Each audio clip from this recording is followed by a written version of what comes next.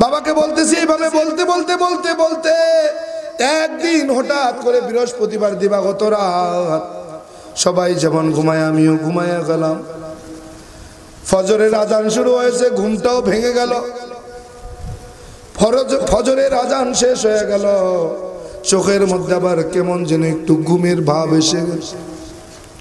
ঘুমায়া গেলাম, যতটুকু ঘুম ততটুকু স্বপ্ন। স্বপ্নের মধ্যে তাকায় দেখি একজন আল্লাহর গোলাম এসে বলে, রামচন্দ্র রে আর ঘুমায়ও না, ফজরের আজান হয়েছে, চলো নামাজ পড়তে চলো। আমি বললাম, আল্লাহর গোলাম তুমি কি জানো না আমি হিন্দুর ঘরের সন্তান, আমি রামচন্দ্র, আমার নামাজ নাই। যাও যাও, বিরক্ত করিও না রে ভাই, যাও যাও তুমি নামাজ পড়তে যাও, আমাকে বিরক্ত করিও না। প্রথম ব্যক্তি চলে গেল, দ্বিতীয় ব্যক্তি আসলো, বলে রামচন্দ্র আর ঘুমাইও না, চলো। দ্বিতীয় ব্যক্তিকেও তাড়াইয়া দিলাম, তৃতীয় ব্যক্তি এসে হাজির। তৃতীয় ব্যক্তি এসে ডাক দেখো, রামচন্দ্র আর কতকাল ঘুমাইবা, আর ঘুমায়ও না, ফজরের আজান হয়েছে, মসজিদে নামাজ পড়তে চলো। তৃতীয় জনকেও বিদায় দিয়া দিলাম। চতুর্থ নম্বরে একজন মাথায় টুপিওয়ালা, মুখে লম্বা দাড়িওয়ালা, সাদা জামা পরাওনেওয়ালা একজন আল্লাহর গোলাম এসে ডাক দেয়, কয় রামচন্দ্র রে আর ঘুমায়ও না, ঘুমায়ও না, আর কতকাল ঘুমাইবা? আর রামচন্দ্র স্বর্গে নিয়ে যাইবা, সিরাতুল মুস্তাকিমের পথ না চাও, সিরাতুল মুস্তাকিমের পথে নাকি চলবা। হ্যাঁ রামচন্দ্র, সত্যি যদি তুমি স্বর্গে যেতে চাও চলো, মসজিদে আজান হয়েছে, নামাজ পড়তে চলো। না না, চতুর্থ নম্বর ব্যক্তিকেও ডাক দেয়া বলি, আপনি কি জানেন না আমি হিন্দুর ঘরের সন্তান, রামচন্দ্র, আমার নামাজ নাই। বলে রামচন্দ্র রে, স্বর্গে যেতে হলে নামাজ ছাড়া কোনো উপায় নাই। স্বর্গে যদি যেতে চাও নামাজ ছাড়া যেতে পারারও কোনো রাস্তা নাই, নামাজ ছাড়া যাওয়ার কোনো রাস্তা নাই। স্বর্গে যদি যেতে চাও নামাজ পড়তে চলো রে ভাই। বারবার যখন মানা করছি আমি যাব না যাব না, আমার স্পষ্ট মনে পড়ে উত্তর দিকে মাথা দিয়া দক্ষিণ দিকে পা দিয়া শোয়া রইছে। আমার এক রুমের মধ্যে 10 জন বন্ধু, আমরা একত্রে ঘুমাই। 10 জনের মধ্যে আমি একমাত্র হিন্দু সন্তান, আমি একমাত্র হিন্দু যুবক। ওই 10 জনের 9 জন মুসলমান।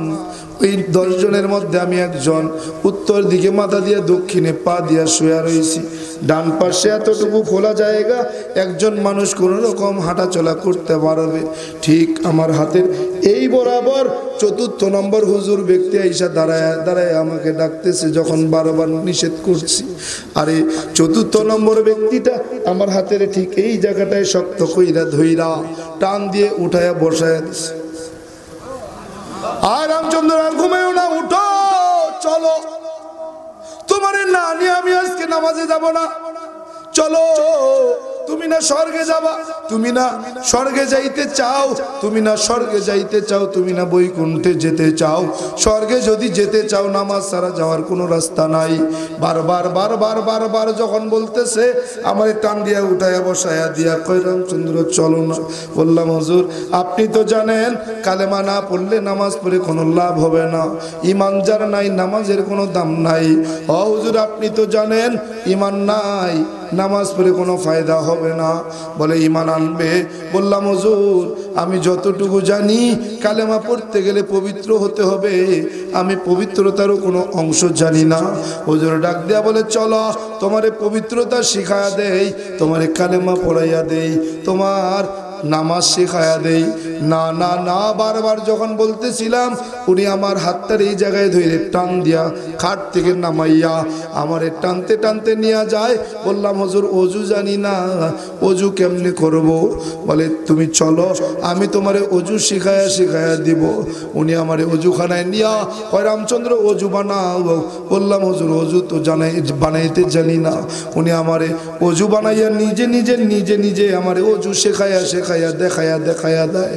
বলে রামচন্দ্র আমি যেইভাবে অজু করব তুমি আমার সাথেও সেইভাবে অজু করবা।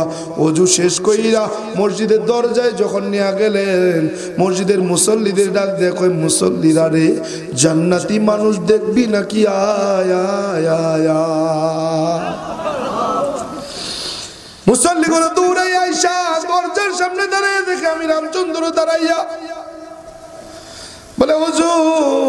বললেন জান্নাতি মানুষ কোথায়? জান্নাতি মানুষ যদি রামচন্দ্র, হিন্দুর ঘরের সন্তান, যুবক সন্তান রামচন্দ্র কিভাবে জান্নাতি হয়?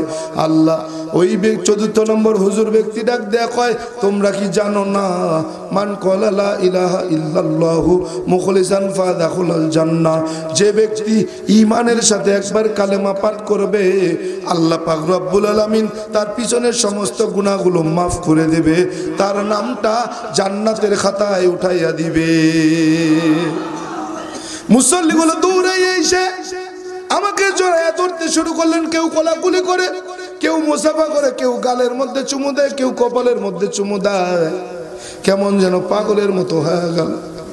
আমার টানতে টানতে মসজিদে নিয়া চারপাশে গোল হয়ে বসে আমার মাঝখানটে বসাইলেন হুজুর, আর আমি মাঝখানটে বয়া রই। হুজুর আমার কালেমার তালকিন দিতেছেন, আয় রামচন্দ্র আমার সাথে সাথে পড়ো লা ইলাহা ইল্লাল্লাহু মুহাম্মাদুর রাসূলুল্লাহ। আয় রামচন্দ্র আমার সাথে সাথে পড়ো আশহাদু আল্লা ইলাহা ইল্লাল্লাহু ওয়াহদাহু লা শারীকা লা ওয়া আশহাদু আন্না মুহাম্মাদান আবদুহু ওয়া রাসূলুহু। কালেমা পড়াইয়া বলে কি নাম দেওয়া যায়? নামটা পরিবর্তন করা দরকার। বলে হ্যাঁ হ্যাঁ। মুসল্লিরা বলে হুজুর যেহেতু তার নাম রামচন্দ্র, হিন্দুদের একজন ভগবানের নামে নামকরণ করা, ও হুজুর যেহেতু ইসলাম গ্রহণ করবে, ও পাশে যেমন তার নাম ছিল ১ নম্বরে, এ পাশেও আল্লাহর প্রিয় ১ নম্বর নাম দিলে কেমন হয়? বলে হ্যাঁ। বলে কি নাম দেওয়া যায়? হুজুর ডাক দেয়া বলে আল্লাহ তাআলার কাছে প্রিয় ১ নম্বর নাম যেটা, সেটা হলো আব্দুর রহমান, ২ নম্বরে আব্দুল্লাহ। বলে হুজুর ওই প্রথম নাম আল্লাহর প্রিয় নাম আব্দুর রহমান দিলে কেমন হয়? বলে ভালো হয়। বলে আজকের থেকে রামচন্দ্র আর পরিচয় থাকবে না, আজকের থেকে রামচন্দ্রের জায়গায় আব্দুর রহমান হবে। নাম রাইখা হুজুর বলে চলো নামাজের সময় হয়ে গেছে। উনি নিজে ইমাম হইয়া আমাদেরকে মুসল্লি বানাইয়া ফজরের ২ রাকাত নামাজ আদায় করলেন। সালাম ফিরাইয়া যখন ঘড়ির দিকে তাকায় দেখি ওই ২ রাকাত নামাজের মধ্যে ৩২ মিনিট সময় পার হয়ে গেছে। সময় নিয়া ফজরের ২ রাকাত নামাজ শেষ হয়ে গেল, ঘুমটা ভেঙে গেল, চিন্তায় পড়ে গেলাম। এখনো মসজিদের মাইকে তখন মুয়াজ্জিন সাহেব ঘোষণা দিতেছেন ফজরের জামাতের আর মাত্র ১০ মিনিট সময় বাকি আছে, এখনো ফজর হয় নাই, এখনো ফজরের নামাজ হয় নাই। টেনশন বেড়ে গেল, কে আমারে নিয়ে গেল, কে আমারে ওযু শিখাইলো, কে আমারে কালেমা পড়াইয়া নাম রাখলেন, কে আমারে মসজিদের ইমাম হইয়া নামাজের মুসল্লি বানাইলেন, কে আমারে নিয়ে গেলেন। টেনশনে পড়ে গেলাম, আর ঘুম হলো না। এইবার মসজিদের দরজার সামনে যাই অপেক্ষা করতে লাগলাম ইমাম সাহেবের কাছে স্বপ্নের বর্ণনা জানবো। ইমাম সাহেব নামাজ ফিরাইয়া যখন মুসল্লিদের দিকে ফিরা বসছেন, তাকায় দেখে আমি রামচন্দ্র মসজিদের দরজায় দাঁড়ানো। দৌড় দিয়ে এসে কয় বাবা কি ব্যাপার, কোনো বিপদ আপদ হয়েছে, কোনো বালা মুসিবত কি হয়েছে, এত সকালবেলা কেন তুমি মসজিদের সামনে আসছো? বললাম হুজুর একটা স্বপ্ন দেখছি, স্বপ্নের ব্যাখ্যা জানতে চাই। বলে কি স্বপ্ন দেখছো বাবা বলো না। সব ঘটনা যখন বললাম, বলার পরে বলে বাবা এই স্বপ্ন তুমি দেখতে পারো না, এটা মিথ্যা বলছো, তোমার এই স্বপ্ন দেখার কোনো যুক্তি আসে না, এই স্বপ্ন তুমি দেখতেই পারো না। বললাম হুজুর আমি দেখছি। বলে বিশ্বাস হয় না। বললাম হুজুর কি করলে বিশ্বাস করবেন একটু বলবেন?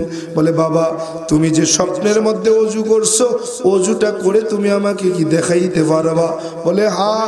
উনি আমারে অজু করায় নিয়া বললেন রামচন্দ্র অজু কইরা দেখায়া দাও। অজু যখন হয়ে গেল, অজু শেষ করার পরে টান দিয়া উঠাইয়া বুকের সঙ্গে জড়াইয়া চোখের পানি সাইরা সাইরা কান্না করে আর বলে বাজান রে তোমার কপালটা বড় ভালো, তোমার ভাগ্য বড় ভালো। এ বাজান তোমার মতো ভাগ্যবান কে আছে? ইসলাম গ্রহণের আগে এমন একটা স্বপ্ন দেখছো যে এই স্বপ্নের মধ্যে কালেমা তুমি স্বপ্নের মধ্যে পড়ছো। বাজান তোমার ভাগ্যটা বড় ভালো। উনি আমার মসজিদের দরজায় নিয়া মুসল্লিদের ডাক দেখো, মুসল্লিরা রে জান্নাতি মানুষ দেখবি নাকি? আয় আয় আয়। মুসল্লিগুলো দৌড়াই আইসা দেখে আমি রামচন্দ্র বলে হুজুর মশকরা করেন, হিন্দুর ঘরের সন্তান রামচন্দ্র কেমনে জান্নাতি হয়? হুজুর বলে তাইলে শোনো। সব স্বপ্নটার ঘটনা বলার পরে মুসল্লিগুলো দৌড়ে এসে কেউ কোলাকুলি করে, কেউ মুসাফা করে, কেউ গালের মধ্যে চুমু, কেউ কপালের মধ্যে চুমু দেয়। হুজুর ডাক দিয়ে কয় বাজান রে, সর্বশেষ যেই ব্যক্তিটা তোরে কালেমা পড়াইছে ওই ব্যক্তিটার সম্পর্কে কিছু কি বলতে পারবা? বললাম হুজুর কি বলতে বলেন? বলে বাজান বলো না ওই ব্যক্তিটার সিরাত সুরত কেমন ছিল, দেখতে কেমন ছিল, তা কি দেখছো নাকি? বলে হ্যাঁ হ্যাঁ। বলে কেমন ছিলেন তার সিরাত সুরত? বললাম হুজুর খুব বেশি লম্বাও নয়, খুব বেশি খাটোও নয়, মাঝামাঝি সাইজের একজন মানুষ। বলে কেমন ছিল সুরত? বললাম হুজুর তার মাথায় ছিল টুপি, মুখে কালো কোকড়ানো কোকড়ানো লম্বা লম্বা দাড়ি, পরনে ছিল সাদা ধবধবে একটা লম্বা জামা। বলে বাজান তার চেহারা মোবারক দেখছো? বললাম হা হা, কেন দেখবো না? যেই ব্যক্তিটা আমার টানতে টানতে অজুখানায় নিয়ে নিজে অজু শিখাইলেন, নিজে কালেমা পড়াইলেন, নিজে ইমাম হইয়া মুসল্লি বানাইয়া নামাজ আদায় করাইলেন, ওই ব্যক্তির চেহারা কি না দেখা থাকতে পারে? বলে কেমন ছিলেন তার চেহারা?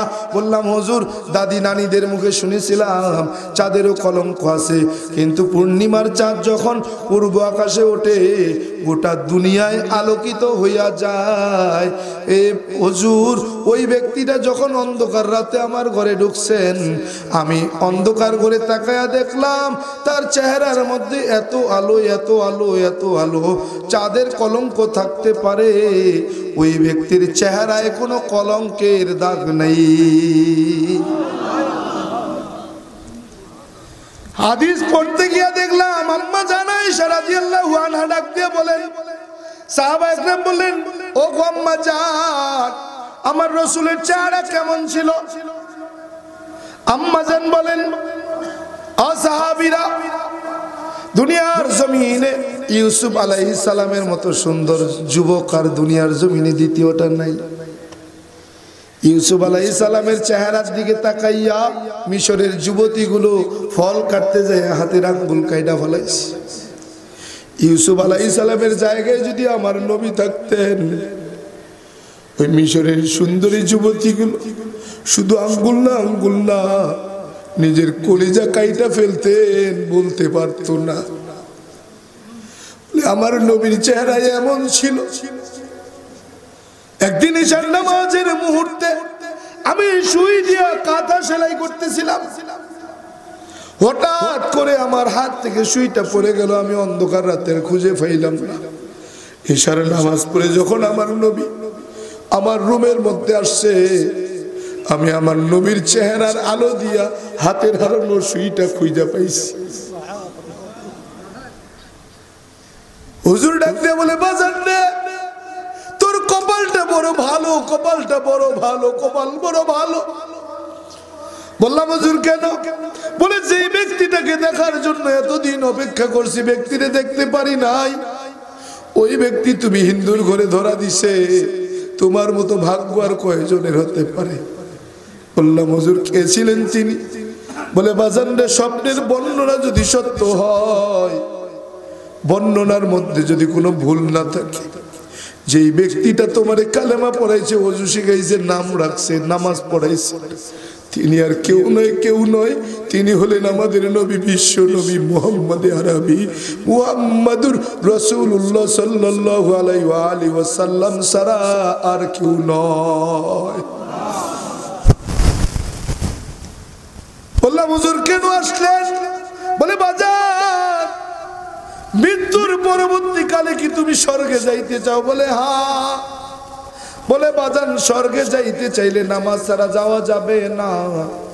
হুজুর আমার হাদিস শুনাইয়া দিলেন, মিফতাহুল জান্নাতিস সালাহ, জান্নাতের তালার চাবি হবে নামাজ।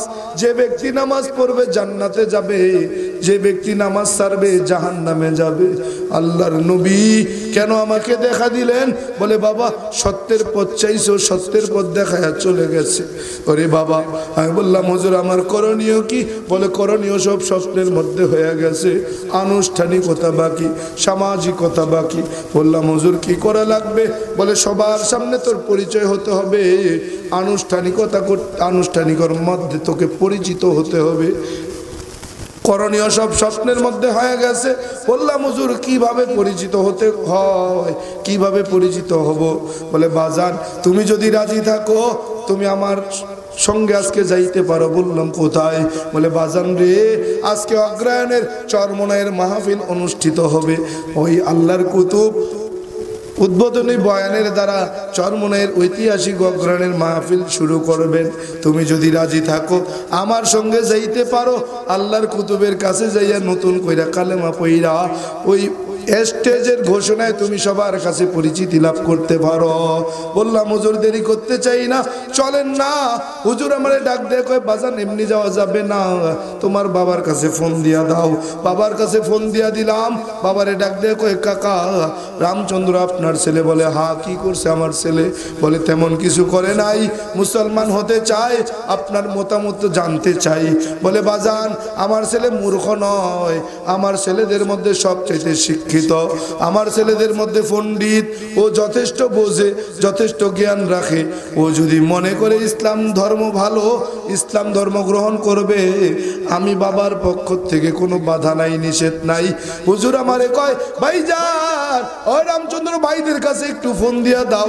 ভাইদের কাছে যখন ফোন দিলাম, ভাইরা বলে আমাদের ভাইদের মধ্যে সবচাইতে শিক্ষিত আমার ছোট ভাই, সবচাইতে জ্ঞানী আমার ছোট ভাই। ও যদি মনে করে ইসলাম সত্য ধর্ম, ইসলাম গ্রহণ করবে, ভাইয়ের পক্ষ থেকে কোনো বাধা নাই। হুজুর আমারে নিয়া চরমনাইয়ের উদ্দেশ্যে রওনা করলেন। উদ্বোধনী বয়ান শেষ হইছে, হুজুর কেবল হাত উঠাবে উঠাবে অবস্থা। হুজুর আমারে স্টেজের মধ্যে নিয়া বইয়া হয় হুজুর এমন এক আল্লাহর বান্দারে নিয়ে আইছি, স্বপ্নের বর্ণনা যদি সত্য হয়, আমাদের নবী তারে কালেমা পড়াইছে, আমাদের নবী তার নাম রাখছে, আপনার কাছে নিয়ে আইছি, আপনি একটু কালেমা পড়াইয়া নামটাকে নবায়ন কইরা সবার সামনে একটু পরিচয় কইরা দেন। বলে বেটা তুমি বোঝো না, যেই ব্যক্তির আমার নবী কালেমা পড়ায় আমি ফজলুল করিম তারে কালেমা পড়াইতে পারি।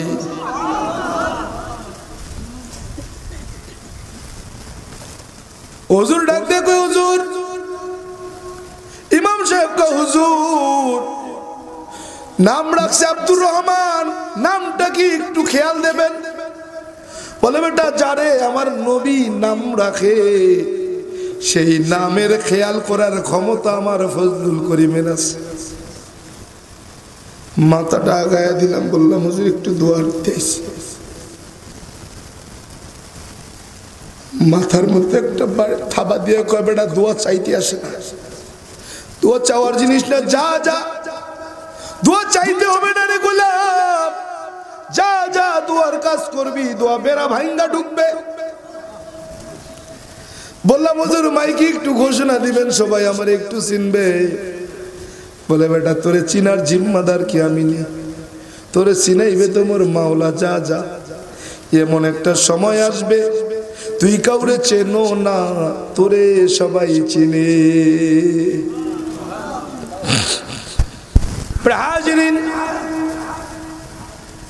আজ যদি আমার শায়েখ দুনিয়ার জমিনে থাকতেন, না জানি কতটা খুশি হইতেন, না জানি কতটা খুশি হইতেন।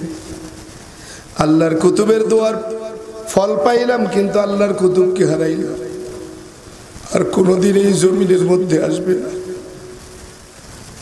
আরে কালো মানিক, আরে ব্ল্যাক ডায়মন্ড, সত্যি ব্ল্যাক ডায়মন্ড। আরে আমার কুতুব কেমন ছিলেন? শহীদুল ইসলাম মীর, যশোরে মরুম শহীদুল ইসলাম মীর রহমতুল্লাহ আলাই চরমোনাই মাদ্রাসার তখন ছাত্র। আল্লাহর কুতুব কেমন কারামত দেখাইতেন। হুজুরের বাড়ির থেকে পুরন ভবনে যাইতে মাঝখানটা একটা খাল ছিল, ছোট্ট খাল, উপরে বাঁশ দিয়া চার বানানো ছিল, হাক্কা। হাক্কা পার হইয়া ওই পারে যাওয়া লাগত, কিন্তু আল্লাহর কুতুব হাক্কা পাইতে পারতেন না, হাক্কা পাইতে কিন্তু কোনদিন কাপড়ও ভিজত না। মাওলানা মরহুম শহীদুল ইসলাম মীর হুজুর প্রত্যেক দিন মাদ্রাসায় আসে ৩টার সময় রাত্রে বেলা, উজরাখানায় আসে, হাক্কাও পার হয় না, কাপড়ও ভেজে না, কেমনে আসে? আজকে একটু দেখ।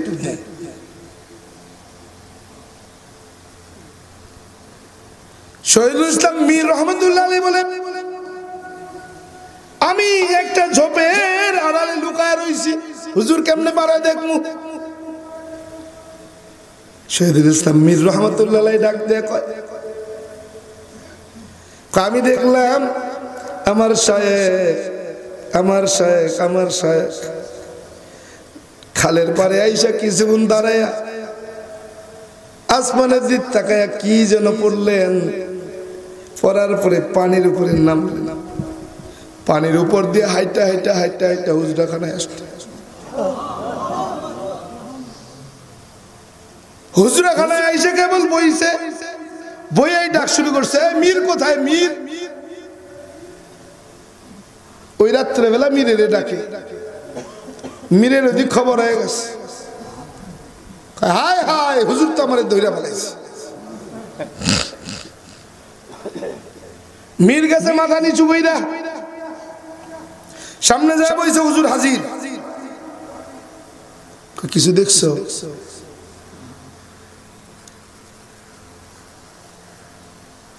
মাথা উঠে না। আল্লাহর কুতুব কয়, বাজান যা দেখছ আমার জীবদ্দশায় আমি জীবিত থাকা অবস্থায় কারো কাছে কইবা না, কারো কাছে কইবা না। যদি কাও আমারে কেউ দাম দিবে না। এখন তো কিছু ফির আছে এর কেরামতি নিজেই কয়, কি আছে না? ও বাবা, নিজের কেরামতি নিজেই কয়, আমি অমুক করতে পারি, তমুক করতে পারি, এই করছি সেই করছি, এই হইছে সেই হইছে। কি মাওলানা শহীদুল ইসলাম মীর রহমতুল্লাহ আলাইহি কয়, হুজুর আমারে ডাক দে, কই বাজান যা দেখছো নিজের কাছে রাখবা, আমার ইন্তেকালের পরে বলবা, আমার ইন্তেকালের আগে এটা কারো কাছে বলবা না, তাইলে আমার বীরত্ব থাকবে না, সবাই আমারে সম্মান করবে না। যা যা যা দেখছো নিজের মধ্যে রাখো, কারো কাছে বলিও না। এরে বান্দা, আল্লাহর কুতুব কেমন ছিলেন? সত্যি ব্ল্যাক ডায়মন্ড, সত্যি ব্ল্যাক ডায়মন্ড, কালো গোল্ড, কালো গোল্ড, কালো গোল্ড, কালো সোনা। বলে এমন সোনা আর দুনিয়াতে দ্বিতীয়বার আসবে না। হাজিরিন, আই গোলাম, আমি গুনাহগারের ঘরের মধ্যে যদি হিন্দু থাকা অবস্থায় আমার নবী হাজির হয়, তুমি মুসলমানের ঘরে আমার নবী কেন হাজির হয় না? এরে গোলাম, তার মানে বোঝা যায় নিজেকে আশিকে রসুল দাবি করো, রসুলের ইশক তোমার দিলের ভিতরে পাওয়া যায় না। এজন্য তোমার আমার ঘরের মধ্যে আমার নবী হাজির হয় না। নবীকে দেখতে ইচ্ছে করে না? করেনি? ছোট্ট একটা আমল দিয়া যায়, যদি করতে পারেন কন্টিনিউ, ইনশাআল্লাহ তাআলা 40 দিনের ভিতরে যে কোনো রাত্রে আমার রসুল আপনার সামনে হাজির হয়ে যাবে। বলে কি আমল? বলে 40 দিনের একটা আমল। কয় দিনের? 40 দিন। 5 ওয়াক্ত নামাজ তাকবীরে উলা সহ পড়া।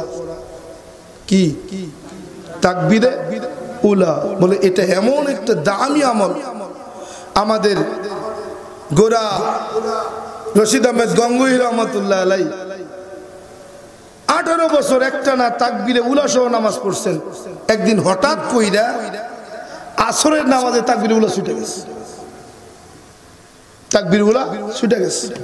ছুটলো কেন?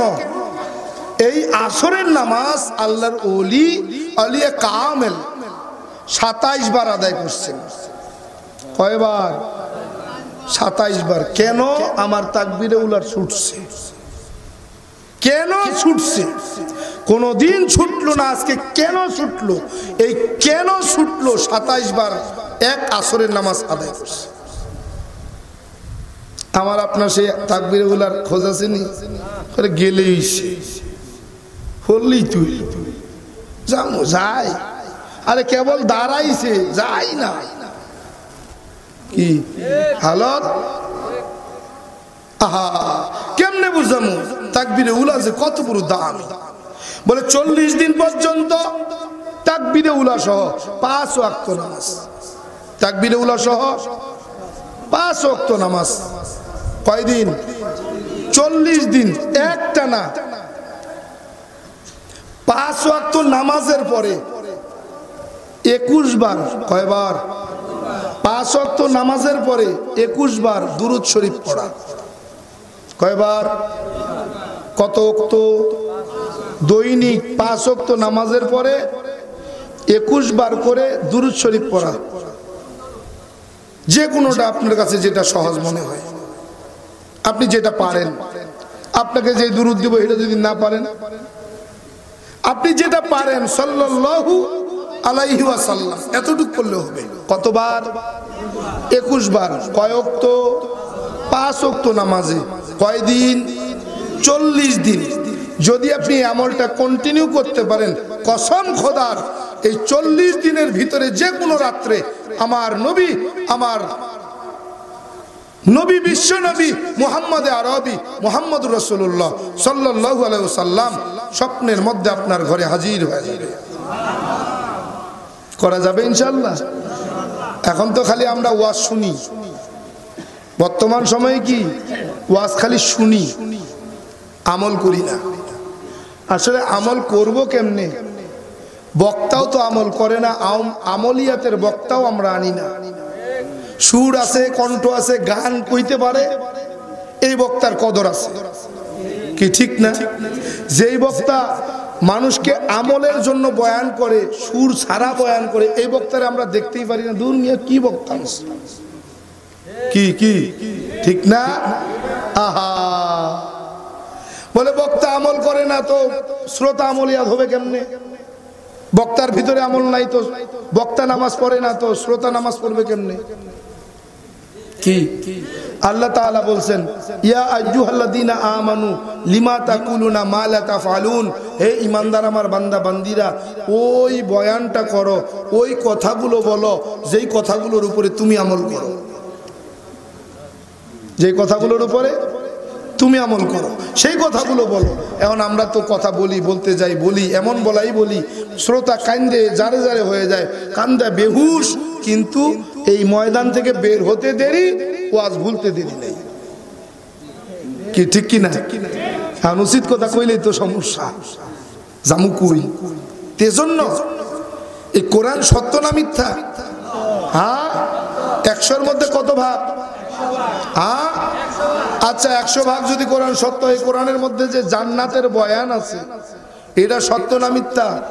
কত ভাগ সত্য? জাহান্নামের বয়ান আছে না নাই? সত্য না মিথ্যা? কত ভাগ সত্য? কবরের আযাব হবে এই বয়ান আছে না নাই? কত ভাগ সত্য? 100 ভাগের মধ্যে 100 ভাগ। কোরআনের শেষের দিকে যায় দেখবেন ছোট ছোট ছোট ছোট সূরাগুলো শুধু জাহান্নামের বয়ান, শুধু জাহান্নামের বয়ান। কেমন? বলে আল কারিআতু মাল কারিআ ওমা আদরাকা মাল কারিআ ইদা জুলজিলাতিল আরদু জিলজালাহা ওয়া আখরাজাতিল আরদু আসকালাহা আলহাকুমুত তাকাসুরু হাত্তা যুরতুমুল মাকাবির ওয়াইলুল লিকুল্লি হুমাযাতিল লুমাযা আল্লাযী জামাআ মালাহু ওয়া আদ্দাদা আরাআইতাল্লাযী ইউকাযযিবু বিদ্দীন ফাযালিকাল্লাযী ইয়াদউল ইয়াতীম ওয়া লা ইয়াহুদ্দু আলা তুআমিল মিসকিন ফাওয়াইলুল লিল মুসাল্লিন আল্লাযীনা হুম আন সালাতিহিম সাহুন আল্লাযীনা হুম ইউরাউনা ওয়া ইয়ামনাউনাল মাউন। এ গোলাম, এগুলো প্রত্যেকটা আয়াত জাহান্নামের বয়ান। এর একটা আয়াত যদি তোমার সঙ্গে মিলে যায় রে যুবক, এ বৃদ্ধ বাবাজি, পর্দার আলের মা, একটা আয়াতের সঙ্গেও যদি তোমার চরিত্রের মিল পাওয়া যায়, লিখে নাও তোমার জন্য জান্নাত নাই, জান্নাত নাই, তোমার জন্য নিশ্চিত জাহান্নাম। এ বান্দা, ওই জাহান্নামের আযাব সহ্য করা যাবে না, ওই জাহান্নামের আযাব সহ্য করতে পারবো না।